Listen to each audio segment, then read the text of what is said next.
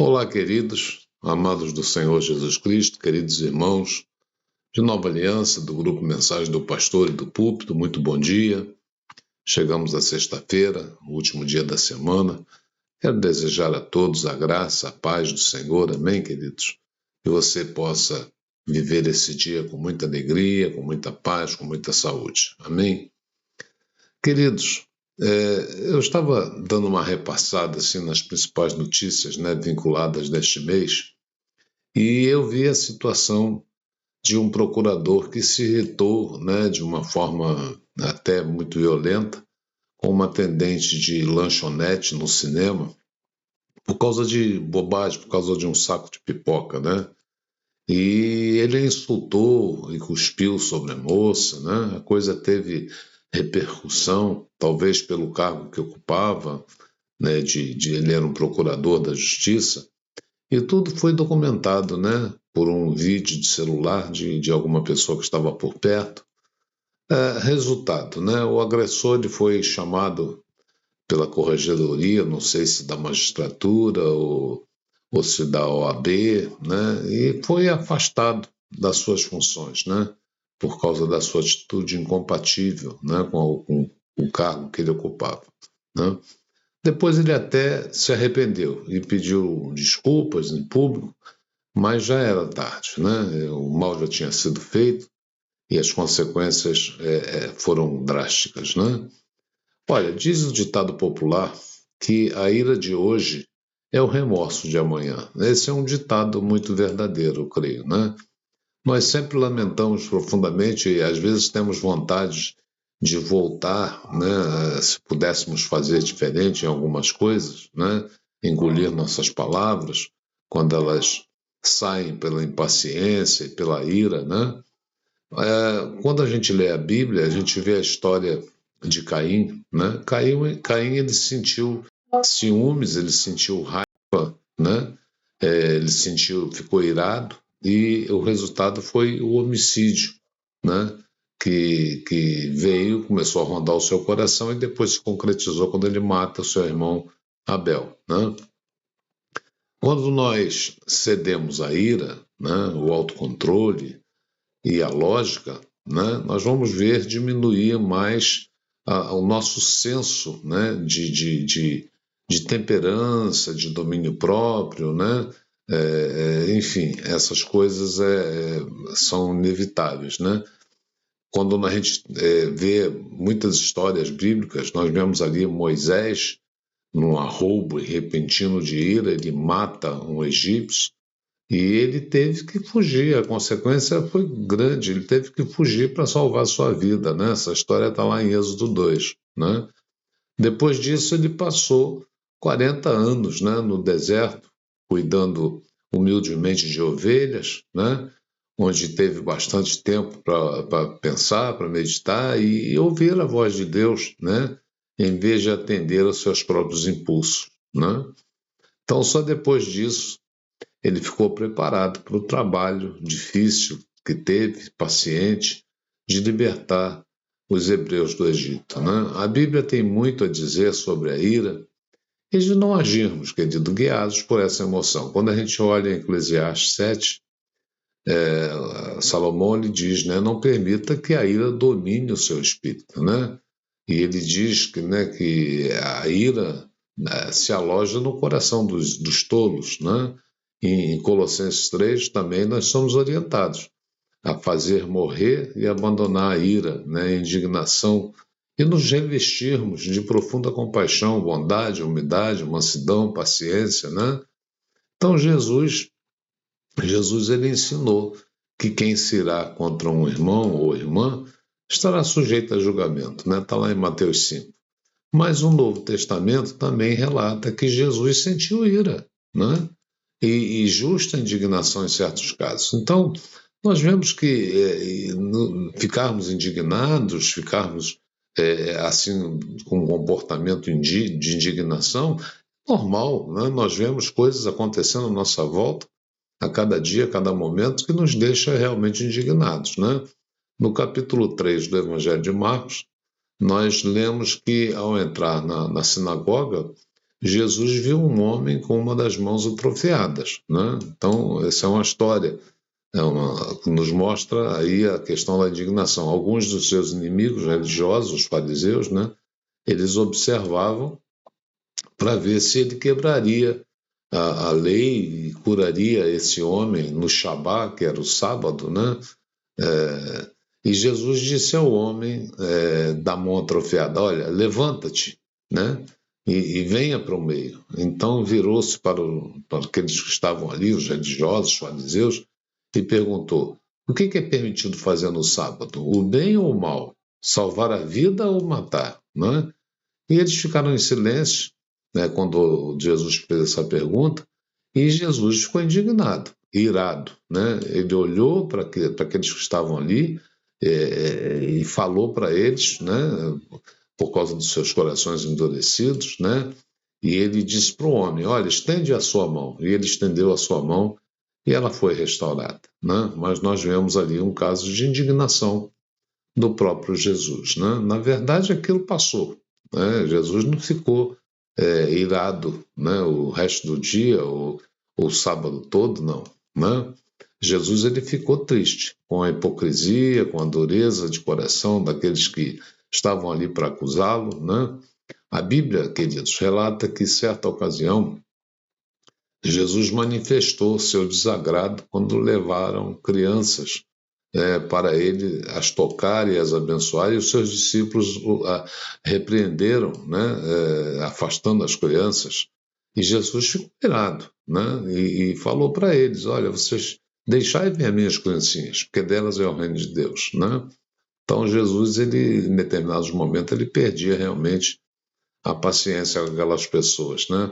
O exemplo máximo da justa indignação de Jesus foi quando ele se deparou com mercadores, né? E cambistas que roubavam, né? E exploravam pobres em nome do Senhor Deus. Né? E ele fez então um chicote, ele entrou no templo e expulsou os cambistas, derrubou suas mesas, jogou as suas moedas no chão, né? E os repreendeu duramente. Né? Nós vemos esse episódio registrado em João 2, Evangelho de João, capítulo 2. Né? E o salmista, ele também disse: odeiem o mal, né? Vocês que amam o Senhor. E Provérbios 8 diz: temer ao Senhor é odiar o mal. Né? Então a Bíblia diz que a ira de Deus é revelada do céu contra toda a impiedade e justiça dos homens, né? Que suprimem a verdade pela injustiça. Paulo diz isso em Romanos capítulo 1. Né? Então, tem um detalhe que é muito importante que nós precisamos discernir. Diante de tudo que falamos até aqui, existe uma grande diferença entre a ira de Deus e a justa indignação de Jesus. Né? E o sentimento de ira do ser humano, porque também nós ficamos indignados e irados. Né? Mas existe uma diferença. Tiago, no capítulo 1, diz que a ira dos homens não produz justiça de Deus. Né? É triste, mas geralmente não ficamos irados por motivos tão nobres como os que citei. Né? Jesus ficou irado por motivos nobres, né? Mas nós não, nós nos iramos por qualquer coisa, basta andar no trânsito, a impaciência, as coisas que nós vemos as pessoas fazerem são assim como que sabe, pessoas que estão desorientadas, né? Que estão sem nenhuma direção espiritual, sem nenhuma direção mental, né? Emocionalmente desequilibradas. Então, muitas vezes, essa emoção é simplesmente resultado de interesses próprios, né? Ou ocorre quando alguém nos menospreza, ou nos trata mal, ou faz isso com alguém que nos é importante, né? Ou até quando perdemos a paciência e ficamos frustrados, chateados, né, com alguma coisa, nós ficamos irados. Né? Isso faz parte da fraqueza humana. Mas quando percebemos e reconhecemos que estamos ficando irados ou chateados, é importante nos precavermos, né? Para que essas coisas, para que essas situações não produzam em nós emoções que venham se manifestar, que venham tomar lugar no nosso coração, né? Provocando ações, palavras descontroladas. Né? A Bíblia diz: sejam todos prontos para ouvir, tardio para falar. Né? Está lá em Tiago também, capítulo 1. Então, pronto para ouvir. Significa escutar, refletir, orar, né, pacientemente antes de reagir, né? Fazer um esforço intencional de controlar a raiva, né, de modo a expressar seus sentimentos de uma maneira salutar, de uma maneira que honre a Deus, que glorifique o nome do Senhor. Né? A Bíblia diz que paciência e domínio próprio são frutos do Espírito Santo, né? E é extremamente importante de ser cultivado. No dia a dia que nós vivemos, né? Alcançar serenidade, tranquilidade nas nossas interações é fundamental, né? Nós devemos estar olhando para essa postura, esse posicionamento que a Bíblia nos orienta a ter. E ela também associa a ira à falta de sabedoria, né? O tolo dá vazão à sua ira, né? Mas o sábio ele tem domínio próprio. Está lá em Provérbios 29. Então a melhor coisa é não verbalizar a sua ira, né? Quando se está chateado, né? Mas esperar até se acalmar, né? A ira ela causa erros, ela magoa pessoas, né? Aqueles que muitas vezes nós amamos, né? E acaba até com amizades, irmãos, né? A sabedoria, por sua vez, ela demonstra a autocontrole, né? A sabedoria do homem traz paciência, ignora as ofensas, né? Está em Provérbios 19. Então, muitos aprenderam que uma maneira de não ceder à ira é redirecionar a energia reprimida, né? Que essa emoção faz fazendo exercícios, ou caminhada, ou cuidando de plantas, lavando o carro, arrumando a cozinha, etc. Né? Enfim, esse tipo de atividade pode ajudar a mudar o foco daquilo que causou a ira do fato, ou seja, tirar os olhos daquilo que está sendo fonte de chateação, fonte de perturbação, né? Trazer ao coração, como diz a palavra, aquilo que te dá esperança, né? Se acalmar, pensar melhor, né? Isso com certeza terá um resultado mais benéfico, né? Mas a melhor decisão para isso é cultivar realmente o fruto do Espírito, a mansidão, o domínio próprio, buscar esse dom no Espírito Santo, né? Algumas pessoas tentam ignorar o fato de que estão chateadas, mas o costume de se irar também é prejudicial à saúde, né? Existe comprovação científica de que essa atitude causa muitos problemas, úlceras, ansiedade, depressão, né? E, além disso, pode levar a uma coisa que se chama amargura, né? A Bíblia diz que nós não devemos deixar que se criem em nós raízes de amargura, que tem potencial para afetar nossa saúde espiritual, o relacionamento com os outros, né? E com o Senhor. Então, vendo isso, o apóstolo Paulo ele ensinou que nós devemos nos livrar de toda amargura, de toda indignação, de toda gritaria. Amém? Devemos ser passivos, né? E buscar justamente viver uma vida em paz. A Bíblia diz: quanto está em vós, tendes paz com todos os homens. Então eu queria terminar essa reflexão, quero ratificar que, se você perceber que começou a se irritar, a ficar irado, né? Paulo diz em Efésios: não peque, né? Permitindo que a ira o controle. Acalme sua ira antes que o sol se ponha, né? O que nós aprendemos aqui? Que irar sem domínio e sem controle é pecado, né? Então, fique firme no Senhor, peça a Deus que lhe acalme o coração, que dê a você paciência, né? Que dê a você um espírito manso, né?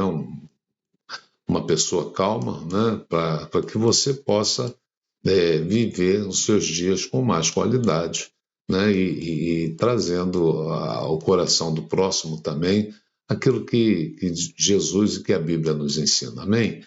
Um bom final de semana para você. Eu desejo a ti, a tua casa, a tua família muita paz, né? Que nenhuma ira possa inundar o teu coração. Amém, queridos? E que você seja realmente uma pessoa calma, né? Sem problemas de irritação. Amém? Deus abençoe você, Deus te toque com uma virtude especial de paciência, de temperança, né? Um bom final de semana, um beijo no teu coração. Olha, nós estamos usando esse canal do YouTube Inscreva-se, compartilhe, toque no sininho, né, para que você receba as mensagens diárias. Deus te abençoe, meu irmão. Fica com Deus. Um grande abraço. Até segunda-feira, em nome de Jesus. Amém?